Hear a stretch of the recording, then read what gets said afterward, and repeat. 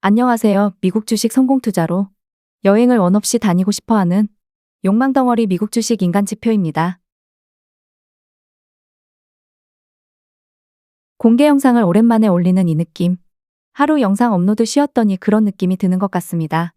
어제는 영상도 올리지 않았기 때문에 오랜만에 저 말고 다른 유튜브 채널들은 어떻게 분석하고 있는지 염탐하고 놀았습니다.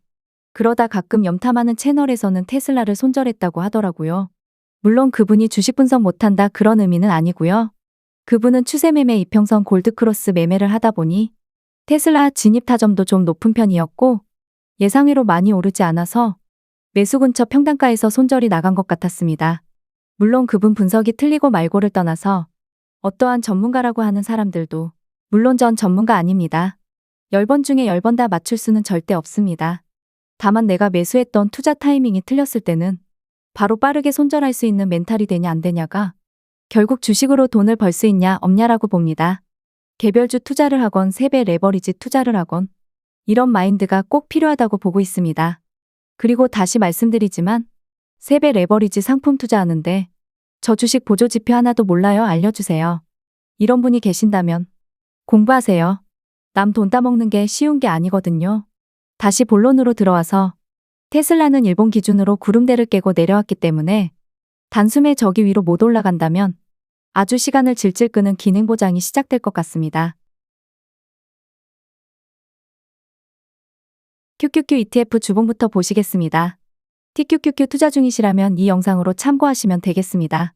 마지막 하늘색 파동을 제외하곤 모두 고점에 놀고 있습니다. 이 상황에서 예측해서 하락이 올 것 같으니 미리 롱을 풀매도하는 건 그냥 딱 봐도 그건 바보 같은 행동이잖아요. 여기서 할 말이 딱히 없어요. 마지막 하늘색 파동이 위로 돌아설 때까진 큰 상승은 없을 수 있지만 다음 주에 만약 하늘색 파동이 위로 돌리면 그때는 상승이 현재보다는 크게 나올 가능성이 높아지는 거죠. 그러니까 지금은 롱을 매수하기도 애매하고 그렇다고 인버스를 매수하기에도 애매하고 4848에서 수익을 짧게 먹고 싶다면 주봉을 볼 게 아니라 시간봉이라든지 분봉을 보면서 해야겠지요. 세배 레버리지 상품 스윙 투자 개념으로 접근을 하고 있다면 여기서는 그냥 홀딩 관망입니다. 4시간 240분봉으로 와서 보면 결국에 첫 번째 녹색 파동이 위로 돌아서야 합니다. 그래야 이평선들이 정배열을 갖추면서 제대로 된 상승이 나오게 되는데 현재는 녹색 파동이 우하향 중이니까 올라가려고 해도 내려오고 계속 그러는 겁니다. 반도체 SOXX ETF 4시간봉으로 와서 보면 이렇습니다. 일단 저는 기술적 분석을 할 때 고점을 갱신하건 말건도 중요치 않습니다. 오로지 파동의 위치가 도망치라고 알려주는지 혹은 매수를 하라고 알려주는지 그것만 봅니다. 여기서 녹색 파동이 1에서 3일 안에 하락을 멈춰야 하는데 만약에 계속 내려온다? 그러면 이번에 매수했던 평단가에서 손절이 나갈지도 모르겠으나 오히려 손절만 잘 나가면 더 큰 매수 기회가 오고 더 큰 매수 기회라는 건 더 큰 상승 랠리가 나올 수도 있다는 거라서 비록 1에서 2주간의 매수 홀딩이 아쉬움으로 남을 수도 있지만 오히려 더 큰 기회가 생긴다는 것도 염두에 둬야 합니다. 이게 이 영상을 보는 분들에게 이해가 될지 모르겠으나 첫 번째 녹색 파동이 위로 돌아서야 찐 상승 랠리가 나온다는 건 이해가 되셨을 거고 그러면 그걸 돌리려면 어떠한 조건식이 발동을 해야 되는가? 그렇게 되려면 세 번째 보라색 파동이 최소한 쌍바닥을 만들어줘야 합니다. 현재는 외바닥이니까 한 바닥이 더 나와줘야 돼요.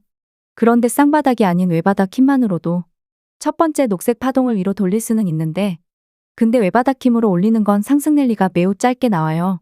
정말 이번에 눌림을 체감상 주지 않고 주가를 그냥 올려버린다면 SOX의 상품은 고점 부근에서 살짝 넘고 바로 다시 조정이 올 가능성이 매우 높아진다.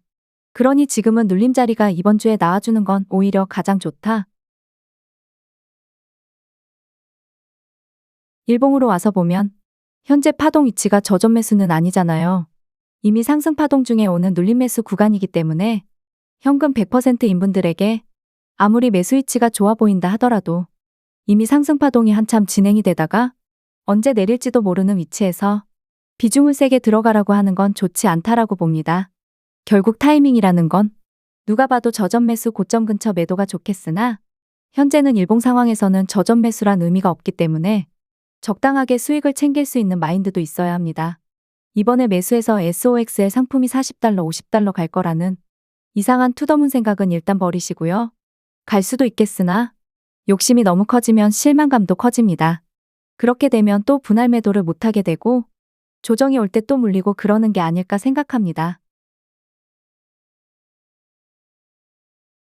마지막으로 저도 어려워하는 테슬라 차트 분석을 해보겠습니다.